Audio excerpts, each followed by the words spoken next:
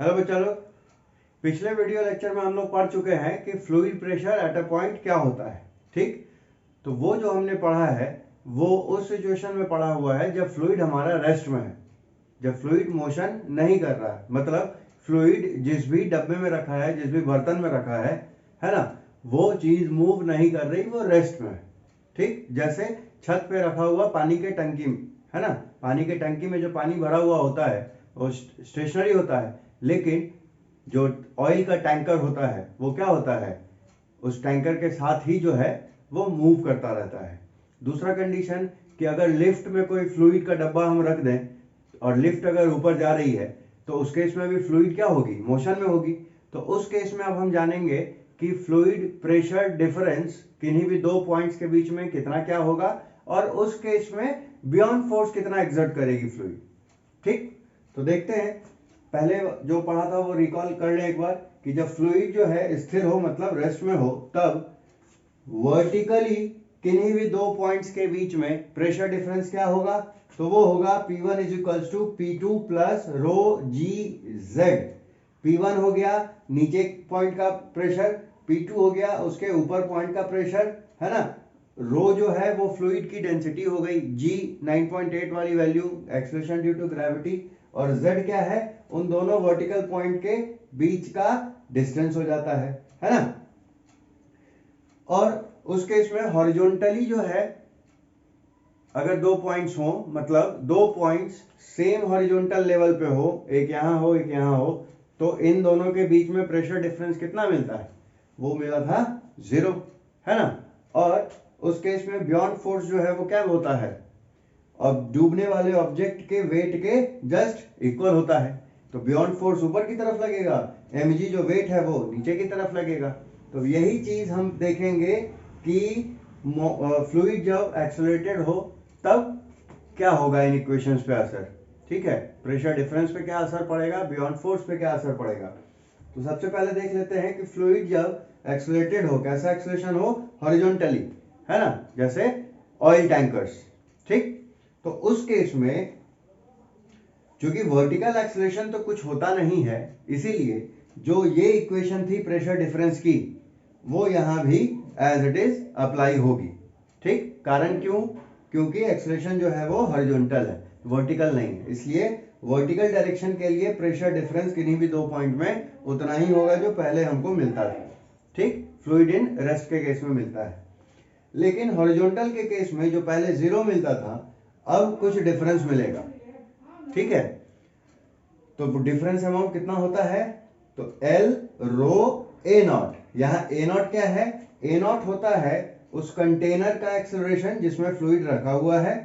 ठीक, रो तो उस फ्लूइड की डेंसिटी हो गई, और L क्या होता है, L होता है उन दो पॉइंट्स के बीच का डिस्टेंस। ठीक, इस केस में एक और चीज हमको देखने को मिलती है कि मान लो मोशन अगर इधर हो रहा है तो पीछे की तरफ से जो फ्लूइड का लेवल है वो ऊंचा हो जाता है हल्का, आगे की तरफ जो है वो कम रहता है। ठीक, तो हम यहाँ पे देखेंगे कि कितने एंगल से फ्लूइड का लेवल उठ जाता है।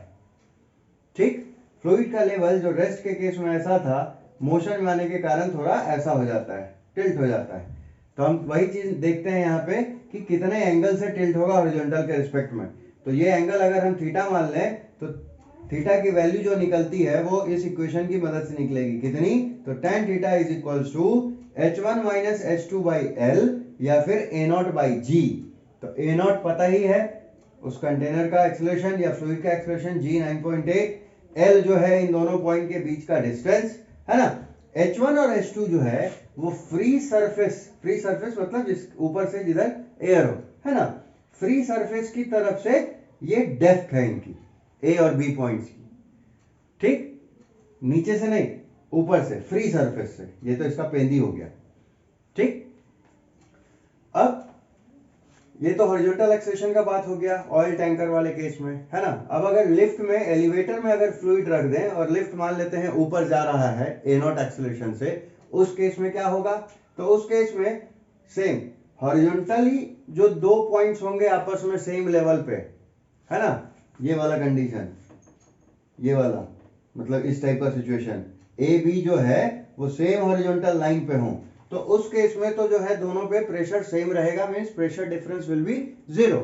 लेकिन वर्टिकल डिफरेंस ये वाला, मतलब पॉइंट ए यहाँ है, पॉइंट बी यहाँ है, ए पे जो है P1 है, बी पे P2 है, तो P1 पे स्वाभाविक है प्रेशर ज्यादा होगा, वो है ना। तो भाई P1 is equals to P2 plus rho g z. Rho P2 क्या था, बी पॉइंट पे प्रेशर, है ना।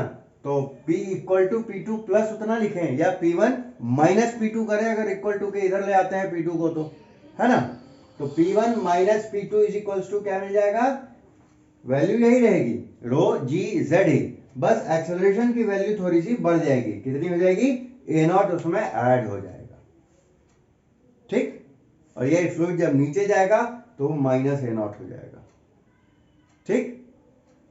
तो ये चीज हम फील भी कर सकते हैं इन केस, जैसे कपड़ा साफ करते हैं हम लोग तो उसको झटकते हैं, है ना, या बाल्टी पानी का भरा हुआ हो उसको हम ऊपर उठाते हैं और फिर नीचे रखते हैं, या सूटकेस ऊपर उठाया फिर नीचे रखा। तो खुद घर में भी डेमोन्स्ट्रेट करके देख सकते हो कि जब हम नीचे की तरफ उसको रखेंगे तो वो हल्का फील होने लगता है उस ड्यूरेशन में, और जब हम उसको उठा रहे होते हैं तो वो हमको ज्यादा भारी लगने लगता है। That is because of this. जब हम ऊपर उठाते हैं तो जी की वैल्यू जो है वो बढ़ जाती है, उसमें ऊपर उठते समय जो एक्सेलरेशन की वैल्यू होगी वो भी जुट जाएगी, लेकिन नीचे रखते समय माइनस हो जाता है। तो जी माइनस ए नॉट हो जाएगा अगर लिफ्ट नीचे जा रही है तो, ठीक। प्रेशर डिफरेंस थोड़ा सा घट जाएगा। उस केस में बियॉन्ड फोर्स क्या होगा, तो same condition g plus a naught हो जाएगा, ठीक। जो इक्वेशन ये थी V is equal to mg, वही ये हो जाएगी, ठीक है। तो चाहो तो एक बार जल्दी से इसको चेक कर लो।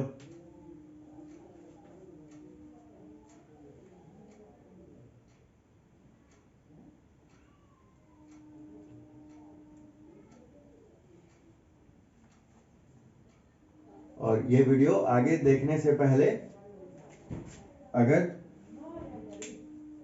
यहां तक में कोई डाउट हो रहा हो तो मेरा नंबर पता ही है, इस पे कॉल कर लेना या व्हाट्सएप कर देना, ठीक। तो चलो अब आगे बढ़ते हैं। अब है कि सिरिंज वगैरह भी देखा होगा, है ना।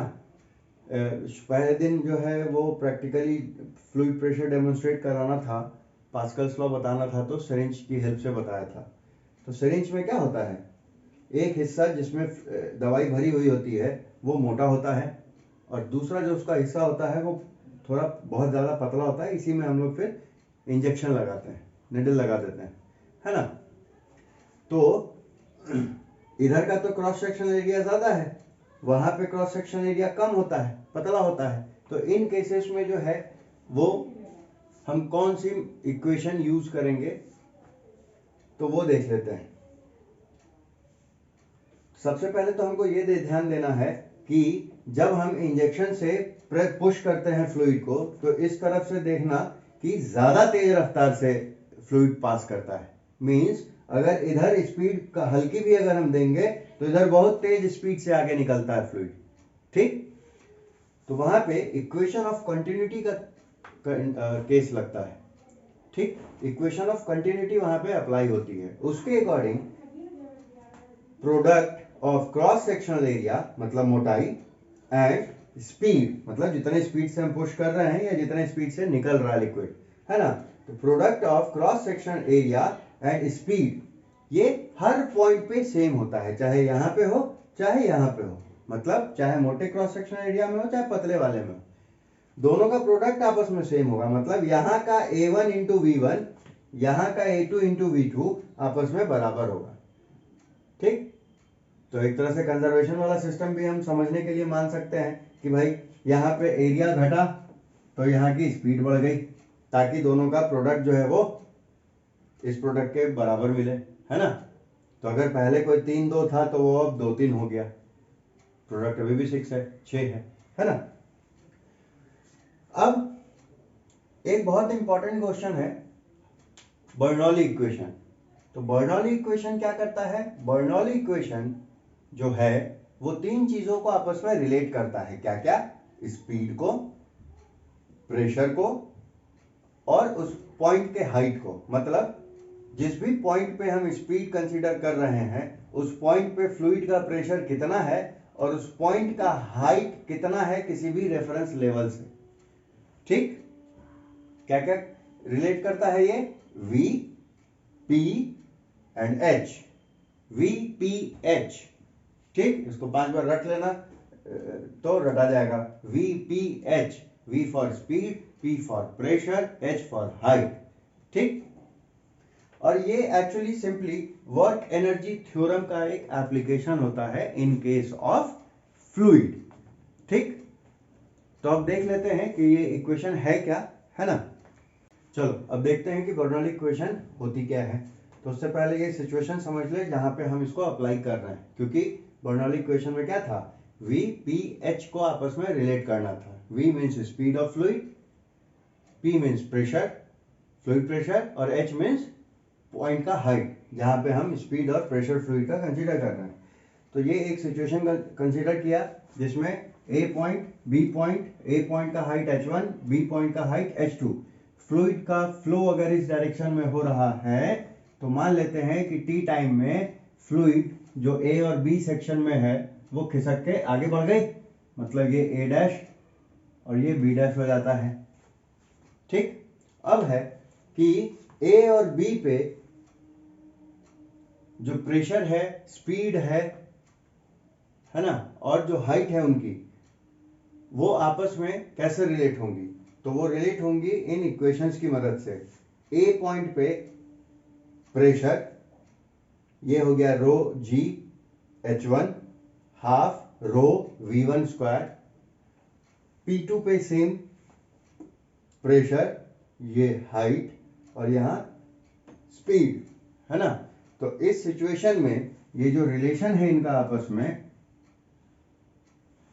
वो बराबर होता है। ये रिलेशन निकलता कैसे है? जब बुक में थ्योरी डिटेल से पढ़ेंगे, मैं होगा तो फोटो भेज दूंगा, है ना, बुक का पेज का जहाँ पे इसका डेरिवेशन मिल जाएगा। तो वहाँ पे तुमको देखने को मिलेगा कि ये सिंपली वर्क एनर्जी थ्योरम के एप्लीकेशन से निकल के आता है। ठीक? इसी की बेसिस पे हम ओवरऑल बर्नौली इक्वेशन निकालते हैं। तो प्रेशर, हाइट, स्पीड, ये कांस्टेंट होता है, क्योंकि किसी भी दो पॉइंट पे कंसीडर करके देखा तो एक दूसरे के बराबर मिलता है, इसीलिए हम इसको कह देते हैं कि ये कांस्टेंट होगा। यही इक्वेशन जो है जो रिलेशन इस्टेब्लिश करता है V, P, H के बीच में, इसी इक्वेशन को हम बर्नौली इक्वेशन कहते हैं। ठीक? तो मैं इसके सपोर्ट के लिए जो है वो थ्योरी का कंटेंट भेज दूंगा, है ना। तो अब जो है फ्लूइड प्रेशर के सारे इंपॉर्टेंट पॉइंट जो है हम लोग डिस्कस कर चुके हैं। तुम लोगों का काम है कि बुक की मदद से इसकी समरी एक बार ब्रीफिंग कर लेना, है ना, रिवाइज कर लेना। Then short question answers, very short question answers, वो आज के आज जो है वो कंप्लीट कर लो, ताकि कल से हम लोग न्यूमेरिकल्स शुरू कर सकें। ठीक है? चलो बाय बाय।